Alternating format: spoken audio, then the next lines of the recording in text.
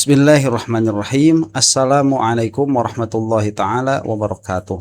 Alhamdulillahirabbil alamin wa sallallahu ala sayyidina Muhammadin wa ala alihi wa sahbihi wasallam, amma ba'du. Apa kabar yang menonton semuanya? Mudah-mudahan senantiasa ada dalam lindungan Allah Subhanahu wa taala.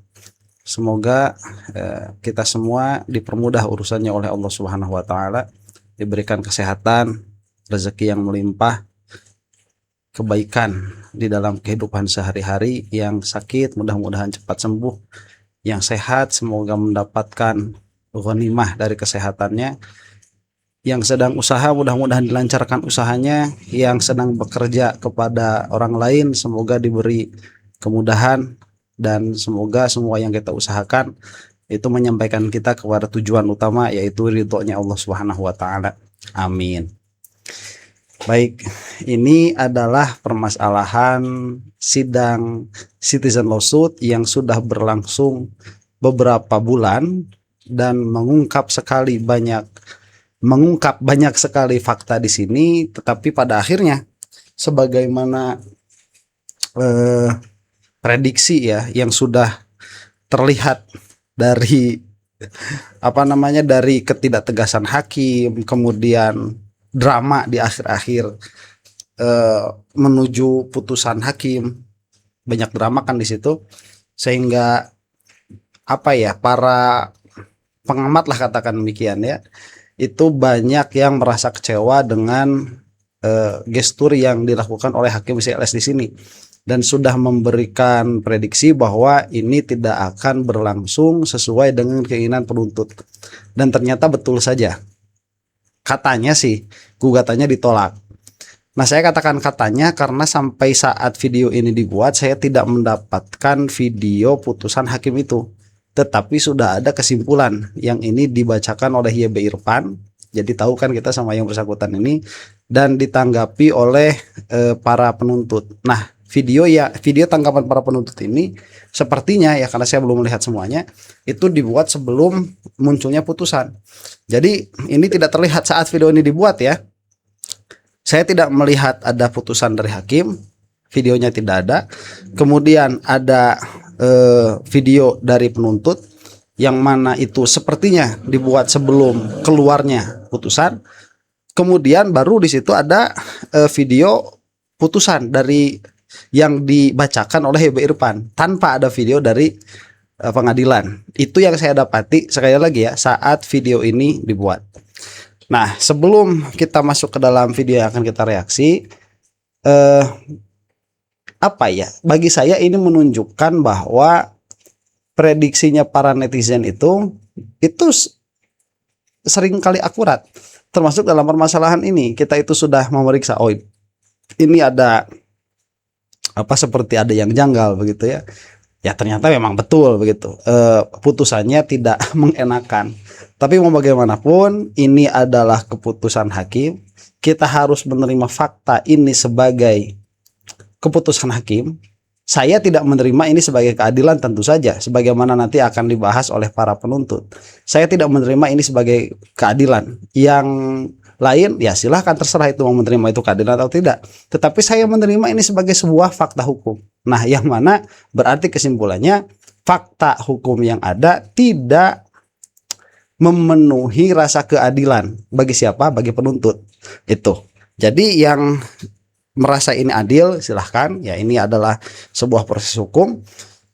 Tapi ya saya jadi heran saja begitu ya, bagaimana suatu proses persidangan yang mana banyak sekali di dalamnya itu secara fakta persidangan merugikan yang dituntut, tetapi sidangnya malah memenangkan yang dituntut ya, merugikan yang dituntut tetapi hasilnya malah berpihak kepada yang dituntut itu.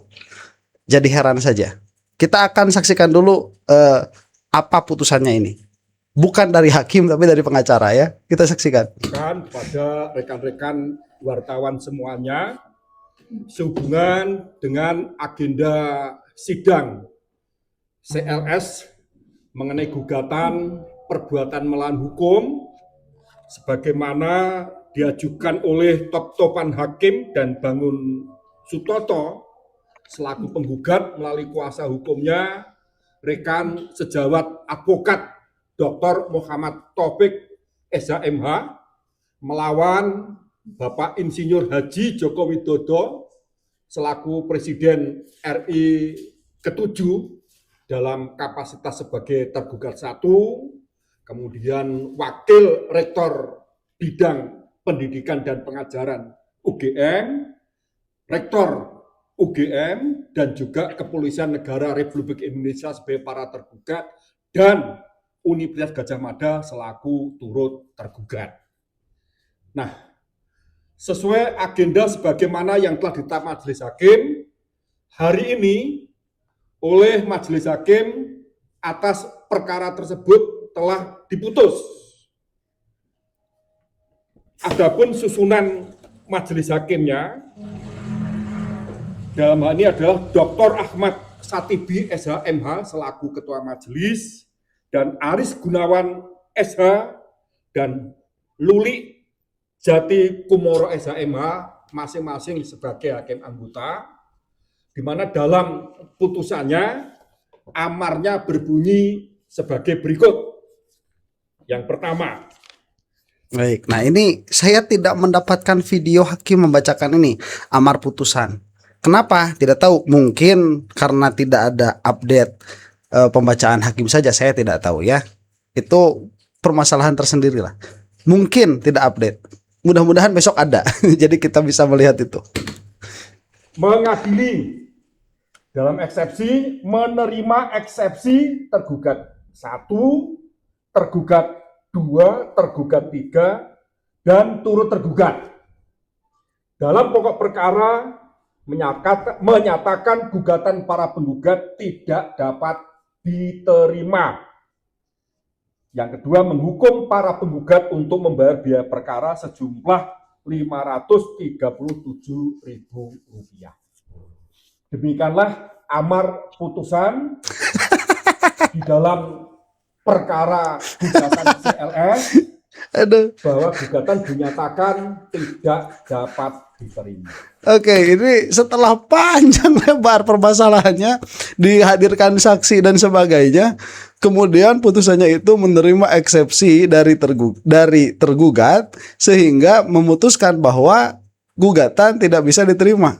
Setelah panjangnya permasalahan ini kalau bagi saya baru pertama kali melihat sidang citizen lawsuit yang ada di Indonesia itu baru sekarang, baru seperti ini. Kemudian putusannya sangat membagongkan sekali. Pertimbangannya apa? Kemudian itu tidak kita dapatkan sama sekali. Ya, selamat lah ya. Selamat. Aduh. Adapun yang menjadi pertimbangan hukum bagi majelis hakim, yang pertama, bahwa gugatan penggugat tidak memenuhi ketentuan sebagaimana dalam kriteria gugatan CLS, kecuali penggugatnya. Kalau penggugatnya sebatas dipersyaratkan selaku warga negara Indonesia, dan di dalam fakta persidangan penggugat bisa membuktikan adanya administrasi kependudukan dari Dukcapil bahwa benar baik penggugat 1 maupun penggugat 2 adalah warga negara Indonesia. Baik, sebentar. Ini berarti clear dalam hal ini ya.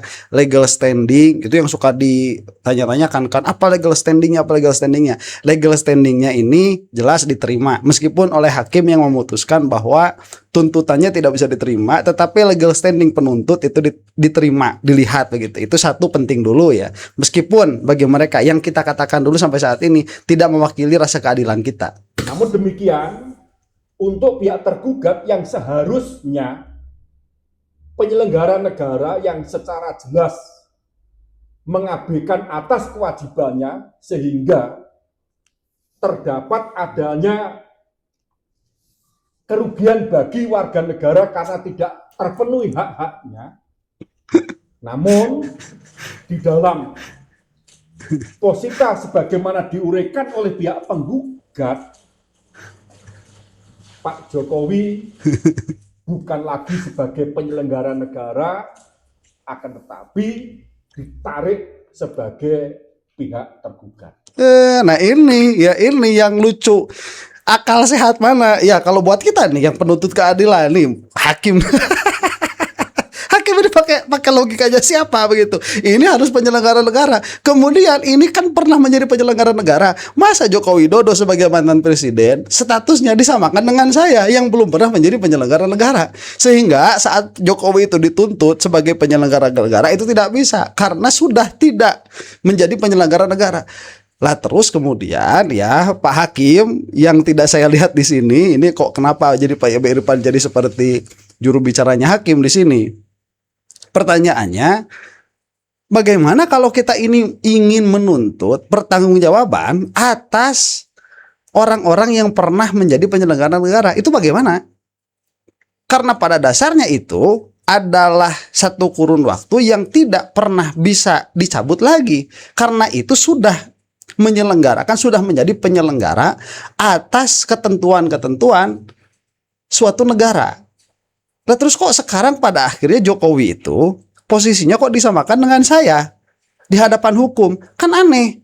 Kalau saya ya tidak bisa dituntut oleh warga negara manapun karena saya bukan penyelenggara negara dan tidak pernah berada dalam kedudukan sebagai penyelenggara negara. Sehingga waktu manapun dalam kehidupan saya tidak bisa ada tuntutan masuk ke sana. Nah ini Jokowi, logika mana? Logika mana yang bisa membenarkan pertimbangan hakim di sini? Ya, logika termul kalau saya bilang ya. Logika termul. Logika mana? Logika mana? Tolong tuliskan di bawah kolom komentar. Aduh. Ya, sekali lagi ya, putusan hakim kita terima itu sebagai fakta putusan. Tetapi saya tidak menerima ini sebagai fakta yang logis dan sebagai fakta yang bisa diterima mewakili rasa keadilan yang ada di dalam diri kita, penuntut lah katakan demikian. Aduh, ini mah lucu. lucu. Dengan demikian seperti halnya di dalam eksepsi yang pernah kami ajukan. Aduh. Dengan saya beri judul error in persona oleh majelis hakim sependapat dengan eksepsi sebagaimana yang kami ajukan. Ini coba ya, bisa saja saya salah. Error in persona itu tolong dilihat itu adalah kesalahan identitas. Jadi yang dituntut itu misalkan Angga Sugih Pragina mana, tiba-tiba tuntutannya itu datangnya ke saya. Loh, ini bukan saya, tapi saya tetap masuk misalkan ke persidangan. Dibuktikanlah bahwa yang dimaksud di situ yang pernah menjadi presiden bukan Angga yang ini tapi Angga yang itu. Itu baru error in persona itu. Kalau sekarang error in persona itu menjadi ini kan jelas Joko Widodo itu yang dituntut. Kemudian Jokowi yang pernah jadi presiden ya Jokowi itu. Kemudian yang dihadirkan bukti-bukti di persidangan ya Jokowi yang itu. Error in personanya di mana? Jadi kita itu belajar hukum lama-lama buat apa? Buat apa kita belajar hukum lama-lama itu? Kalau hasil pertimbangan hakim itu seperti ini, ya. Saya mah nggak habis pikir saja begitu, nggak habis pikir. Gimana ya? Aneh. Yang pertama saya mengucapkan terima kasih yang setinggi-tingginya kesetiaan teman-teman mengikuti persidangan. Kemudian menyangkut substansi hari ini adalah acara pembacaan putusan sidang citizen lawsuit. Nah, kalau saya ditanya selaku pihak penggugat nanti dilengkapirkan kami. Hari ini saya bersama Andika Dian Prasetyo, sebelah kanan saya rekan Susilo Muslih ya, dan ini guru spiritualnya Pak Gibran ini ya kan, guru saya gitu. Ya. Tulisannya majulkan Gibran. Gitu, ya. Baik, saya akan sebentar ya. Ini jawaban. Jawabannya bodoh. Lihat ya, ini ChatGPT memang. ChatGPT. Tapi logika mana lagi kalau bukan seperti ini? Ya. Error in persona adalah kekeliruan mengenai identitas orang dalam suatu tindakan hukum atau peristiwa. Kekeliruan di dalam identitas. Artinya, pelaku bermaksud terhadap orang tertentu, tetapi yang terkena justru orang lain karena salah mengenali. Contoh, seseorang ingin memukul A, tetapi karena keliru ia memukul B yang dikira A. Dalam hukum pidana ini bisa mempengaruhi pertanggungjawaban, tergantung apakah objek orang yang salah itu tetap dilindungi hukum dengan cara yang sama atau tidak. Nah, ini error in persona dalam pengertian apa? Dalam pengertian korban. Kalau error in persona dalam pengertian hukum acara sebagaimana yang saya sebutkan tadi, begitu. Terus mana ini error in persona? Pejabat publik, tapi bukan. Mana begitu? Mana? Kalau yang bersangkutan yang dimaksud itu Jokowi yang itu, yang pernah jadi presiden yang itu, Kemudian fakta-fakta yang dihadirkan di persidangan juga, fakta-fakta yang mendukung Jokowi yang itu, di mana error in personanya di mana? Bingung saya mah, nggak masuk nggak masuk logika hukum yang selama ini saya pelajari begitu. Yang mana coba? Yang pertama, perjalanan ini sudah begitu jauh dan kami juga mengucapkan terima kasih kepada siapapun di pengadilan Surakarta ini, utamanya adalah ketua pengadilan sekaligus ketua majelis. Ya, kenapa? Karena di pengadilan Citizen Lawsuit Pengadilan Negeri Surakarta nomor perkara PDTG 211 2026 inilah satu-satunya perkara di mana gugatan Citizen Lawsuit atau gugatan warga negara agar negara bersikap itu bisa sampai kepada tahap pembuktian, pemeriksaan saksi, kesimpulan dan kemudian putusan. Kalau yang lain-lain gugatannya itu hanya berhenti pada saat eksepsi atau pernyataan keberatan yang mengatakan bahwa pengadilan negeri itu tidak berwenang. Nah, pertama kita... Nah baik, itu juga saya maksud loh, kok kalau misalkan diterima bahwa ini tidak bisa, eksepsi diterima ya, bahwa gugatan ini tidak bisa diterima, laku kenapa sampai putusan gitu? Ini juga bingung. Entah para ahli hukum begitu yang mereka memang sehari-hari di sistem peradilan di Indonesia ya. Kalau kita kan cuman magang doang. Kasih garis hitam di bawahnya, berarti kalau gugatan diterima itu Pengadilan Negeri Surakarta berwenang. Nah, tinggal nanti apakah putusannya itu sesuai dengan petitum ketiga Pak Jokowi itu, ijazah yang manapun itu diberlakukan pengadilan ya. Kenapa? Karena nampaknya apa yang terjadi di Surakarta ini menjadi catatan nasional ya. Terbukti beberapa tokoh termasuk yang terbaru adalah Pak JK, beliau mengatakan sudahlah selesai, saya yakin Pak Jokowi punya ijazah, tunjukkan saja ijazahnya ya. Dengan sifat kenegarawan beliau kan menginginkan mengakhiri polemik, juga begitu banyak orang yang akhirnya menjadi korban ya, termasuk penulisnya sendiri. Dalam hari ini adalah RHS Rismond Hasiholan Sianipar ya. Saya juga ingin sampaikan kepada teman-teman, nih kebetulan ada televisi nasional ya, mekanisme RJ itu yang dilakukan oleh kepolisian saat ini itu salah. Karena baik, ini di luar materi putusan pengadilan CLS ya, karena memang kita sebagai publik melihatnya secara utuh ya, pengadilan mah nggak bakalan melihat ini secara utuh, makanya melihatnya satu-satu saja. Nah, apakah pada akhirnya nanti, coba lihat ya, apakah pada akhirnya nanti kita sebagai publik bisa melihat bahwa putusan pengadilan itu adalah putusan yang adil? Nggak bisa kita sebagai publik. Kenapa? Karena kita melihat kejadian ini secara utuh, tetapi persidangan tidak melihat permasalahan ini sebagai sebuah kejadian yang utuh, dan memang susah kita menuntut pengadilan untuk melihat seperti itu. Nah, itu juga salah satu hal yang memang harus kita masukkan ke dalam konsideran ya. Jadi peristiwa hukumnya terjadi, kemudian putusan hukumnya ada, tetapi itu mewakili keadilan, hal yang lain itu, hal yang lain. Karena yang benar itu berpedoman pada Perma nomor 1 tahun 2026. Di situ mengatur bahwa penghentian perkara dengan mekanisme MKR, mekanisme restoratif justice, itu harus melalui 3 tahapan. 1, pelapor itu mengajukan permohonan kepada penyidik atau penuntut kalau perkara sampai kejaksaan ya. Yang kedua, setelah adanya surat, maka kedua belah pihak akan dipertemukan, dan kedua belah pihak dipertemukan nanti membuat kesepakatan. Lalu setelah kesepakatan ini dibawa ke muka persidangan.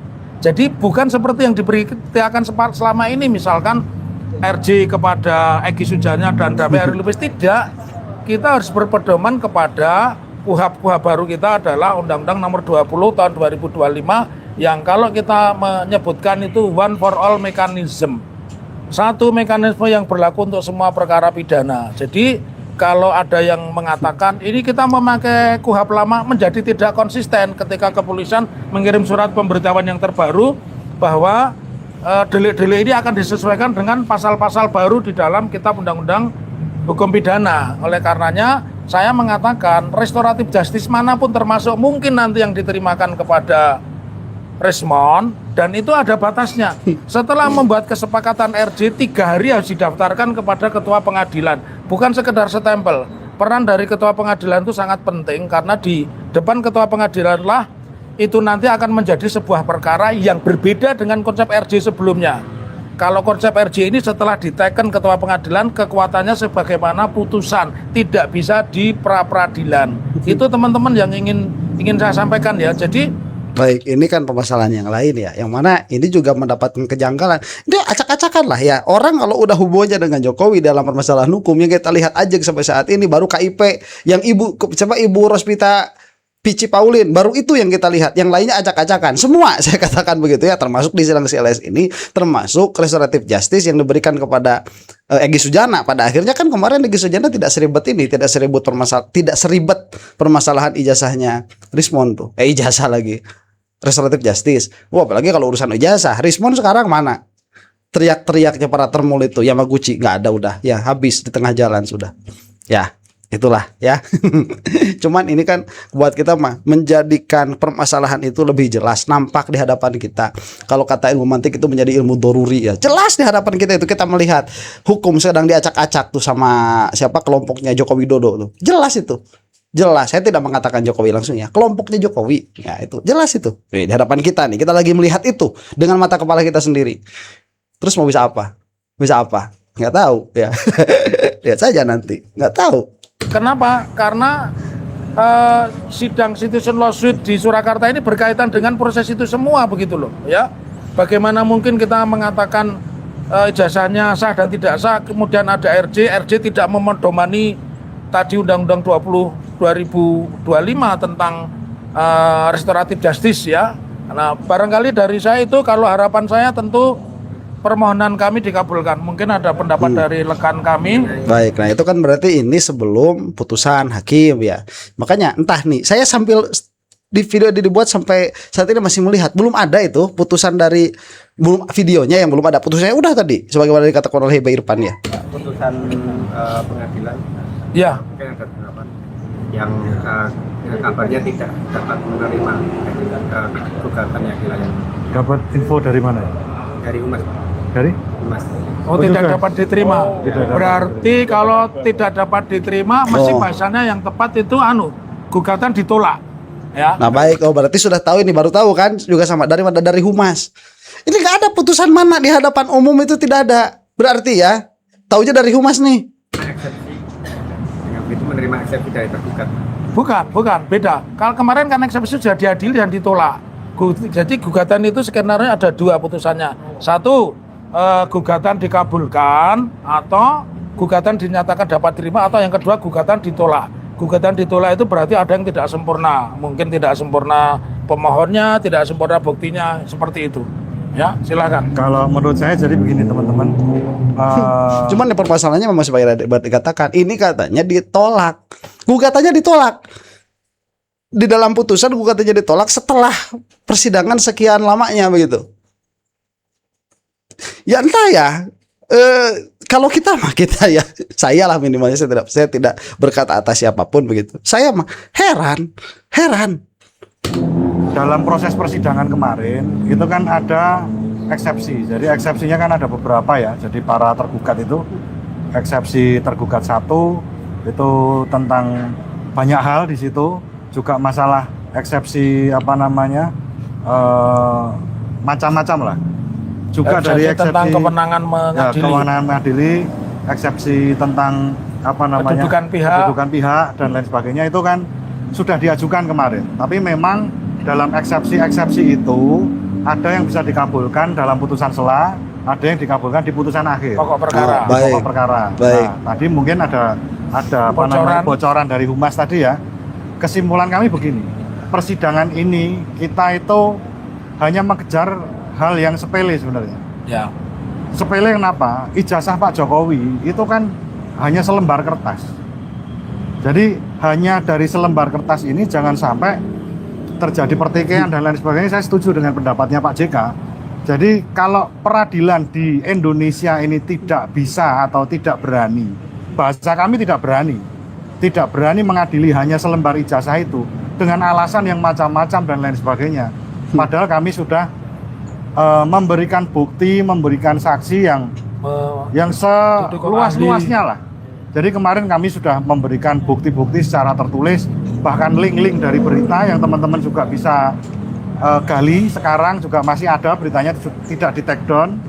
Beliau bicara masalah IP-nya 2, kemudian ada beliau bicara dari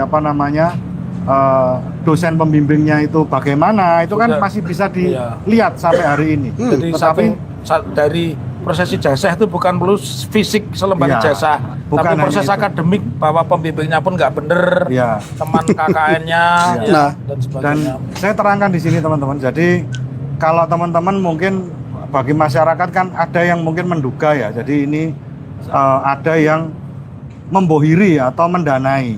Ini dana betul-betul dari pribadi, maksudnya dari tim yang dipimpin oleh Pak Dr. Taufik. Ini tidak ada. Maka dari itu yang ditakutkan adalah apa? Ketika perjuangan ini nanti katakanlah selesai di situ, kami masih punya opsi lain. Ya. Jadi kami bisa banding, kami melanjutkan, atau kami akan gugat lagi. Ajukan gugatan kami baru. akan ajukan gugatan lagi. Sampai kapan? Ya sampai ditunjukkan ijazahnya Pak Jokowi itu. Baik. Nah, ini apa argumen yang menarik ya. Jadi begini dulu, satu hal, tatkala sidang itu diperlihatkan kepada publik, proses persidangan itu diperlihatkan kepada publik, masing-masing publik menonton, di dalam pikiran mereka sendiri, mereka menjadi hakim atas putusan yang terjadi berdasarkan proses persidangan yang ada. Dalam pengertian, bisa saja sidang CLS hakimnya sekarang menyatakan tanpa perkataan hakim ya. Di sini tanpa perkataan hakim karena taunya juga dari humas tuh. Saya masih menunggu apakah video hakim mengatakan hal yang dikatakan itu ada atau tidak, atau dia dengan alasan apapun lah ya, prosesnya dibuka secara publik tetapi putusannya kok tidak dibuka secara publik. Ini kan aneh saja begitu. Jadi tatkala sebuah proses persidangan dibuka di hadapan publik, setiap orang yang menonton itu menjadi hakim. Bagi siapa? Bagi proses persidangan yang terjadi. Nah, sehingga ini kan ditilai itu. Oh begini prosesnya. Nah, setelah fakta-fakta persidangan yang terungkap di situ, kemudian nanti putusan hakim keluar, kita sih yang sebagai penonton proses persidangan ini kan membandingkan bagaimana bagaimana proses persidangan ini berlangsung atas putusan yang ada pada diri hakim dengan kesimpulan kita selama melihat proses persidangan itu. Nah, ini kan menjadi, coba lihat saja ya pertimbangan hakim yang dikeluarkan. Ini kan seolah-olah tidak pernah terjadi fakta persidangan, seolah-olah yang dipinta itu adalah perbuatan yang sangat sulit begitu. Padahal yang dipinta itu adalah perbuatan yang sangat mudah, yaitu agar supaya tergugat ini mengeluarkan ijazahnya. Hanya selembar kertas begitu. Yang mana ya, apabila si hakim ini melihat permasalahan ini secara utuh, seharusnya si hakim ini melihat putusan yang sudah dikeluarkan oleh KIP, yang mana seharusnya ini diterima. Tapi kalau hakim itu melihat ini sebagai sebuah persidangan yang terjadi dengan sendiri begitu, berarti tidak melihat kesana kemari, tidak perlu hakim ini melihat bahwa ini adalah sesuatu yang besar, karena ini hanya meminta untuk mengeluarkan atau menunjukkan satu lembar perkara yang disebut ijazah itu, yang mana kalau bukan Jokowi dengan mudah hakim itu udah tunjukin aja begitu, selesai. Makanya fakta persidangannya banyak yang memberatkan kepada tergugat ya, tetapi tergugat ini seorang Joko Widodo. Apabila fakta persidangan ini dijadikan konsideran untuk putusan, maka tergugat ini bakal kalah. Maka dari itu satu-satunya cara untuk keluar di sini apa? Error in persona. Padahal logika error in persona dalam kasus ini itu adalah error. Demikian ya. Mudah-mudahan kita semua ada dalam maghfirah Allah Subhanahu wa taala. Wallahu taala alam bisawab. Assalamualaikum warahmatullahi taala wabarakatuh.